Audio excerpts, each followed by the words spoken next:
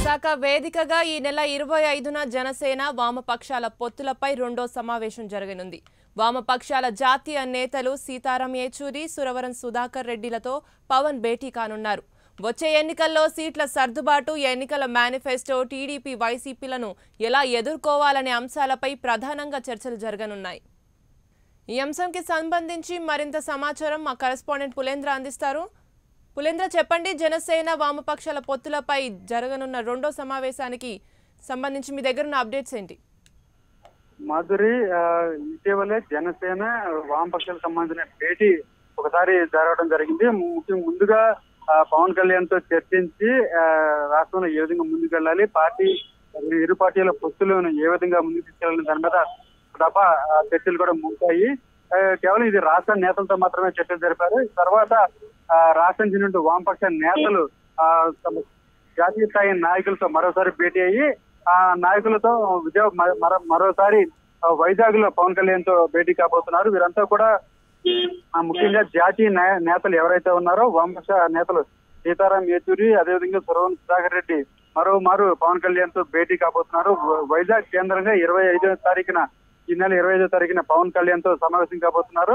వచ్చే ఎన్నికల్లో ముఖ్యంగా 2019 ఎన్నికల్లో సీట్ల సర్దుబాటు, ఎన్నికల మేనిఫెస్టోని ఏ విధంగా రూపొందించాలి, అదేవిధంగా టీడీపీ వైసీపీలను ఎలా ఎదుర్కోవాలనే అంశంపై ప్రధానంగా చర్చించబోతున్నారు. ముఖ్యంగా మేనిఫెస్టో, ఇరు పార్టీలు కలిసి ప్రజలకు ఎటువంటి హామీలు ఇవ్వాలి, ఏ విధంగా మేనిఫెస్టో రూపొందించాలి అనే దాని మీద పవన్ కళ్యాణ్ కూడా జాతీయ నేతలైనటువంటి సురవరం సుధాకర్ రెడ్డి, సీతారాం యేచూరితో కలిసి ఉమ్మడిగా ఎటువంటి అంశాలను మేనిఫెస్టో రూపొందించాలని దాని మీద కీలకంగా చర్చించబోతున్నారు. దాని తర్వాత ఇరు పార్టీలు కూడా సీట్ల సర్దుబాటు విషయంలో కూడా ఒక ఫైనల్ చేయబోతున్నారు.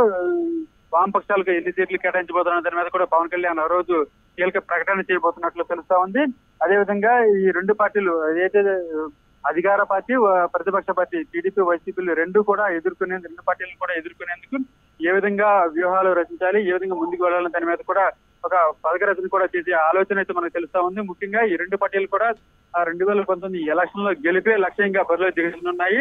వీటిని ముఖ్యంగా డబ్బే ప్రధానంగా ఈ 2019 ఎలక్షన్ లో కూడా నడిచే అవకాశం కనిపిస్తుంది. ఈ రెండు పార్టీలని ఏ విధంగా ఈ ధన బలాన్ని నిరోధించి ఏ విధంగా జనసేన వామపక్షాల మైత్రి ఏ విధంగా ముందుకెళ్లాలని దాని మీద కూడా కీలకంగా చర్చించబోతున్నట్టు తెలుస్తోంది. మాధురి, పులేంద్ర, ఈ భేటీలో ప్రధానంగా ఎలాంటి నిర్ణయాలు తీసుకునే అవకాశం ఉందంటారు? ముఖ్యంగా వచ్చే ఎన్నికల్లో సీట్ల సర్దుబాటు, ఈ జనసేనకి అదేవిధంగా వామపక్షాలు సీట్ల పంపిణీ అనే దాని మీద ఒక కొలిక్కి వచ్చే అవకాశం ఉంది. ఇప్పటికే రాష్ట్ర నాయకులు ఒక దఫ పవన్ కళ్యాణ్ తో చర్చించడం జరిగింది. ఈసారి జాతీయ నేతలు పవన్ కళ్యాణ్ తో భేటీ అయ్యి పవన్ కళ్యాణ్ సమక్షంలో ఈ పొత్తులు ఖరారు చేయబోతున్నారు. పొత్తులు ముఖ్యంగా ఈ మూడు పార్టీలు కలిసి ఎన్ని సీట్లలో పోటీ చేస్తున్నారు, మొత్తం వామపక్షాలు సిపిఐ, సిపిఎం కి ఎన్ని సీట్లు కేటాయిస్తున్నారు, అదేవిధంగా అసెంబ్లీ సీట్లు కేటాయిస్తున్నారా లేదంటే పార్లమెంట్ స్థానాలు ఎన్ని కేటాయిస్తున్నారు దాని మీద కూడా ఒక ప్రముఖ ప్రకటన కూడా చేయబోతున్నారు. అదేవిధంగా మూడు పార్టీలు కలిసి మేనిఫెస్టో ప్రజలకి ఏ విధమైన హామీ ఇవ్వబోతుంది దాని మీద కూడా ఒక మేనిఫెస్టో కూడా పబ్లిక్ మేనిఫెస్టో కూడా విడుదల చేయబోతున్నారు. ఏదైతేనే 2019 ఎలక్షన్ లో ఉభయ వామపక్షాలతో పాటు జనసేన 175 స్థానాల్లో పోటీ చేస్తున్న నేపథ్యంలో ఏ విధంగా ముందుకెళ్లబోతున్నారు అనే దాని మీద కూడా కీలక ప్రకటన చేయబోతున్నట్టు తెలుస్తోంది.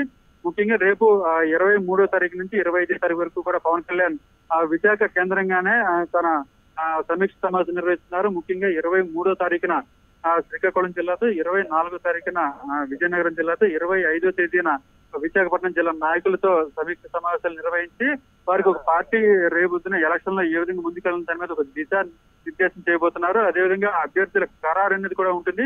దీనికి తోడు ఈ 3 రోజుల్లో విశాఖ జిల్లాకు చెందినటువంటి ప్రముఖ నాయకులు పార్టీలో చేరే అవకాశం కూడా కనిపిస్తున్నట్లుంది. ఈ ప్రముఖ నాయకులు పార్టీలు చేరబోతున్నట్లు ఇప్పటికే జనసేన పార్టీకి సంబంధించిన నేతల నుంచి మనకు అందుతున్న సమాధానం బట్టి తెలుస్తా ఉంది. మాత్రం okay, right. Thank you Pulendra.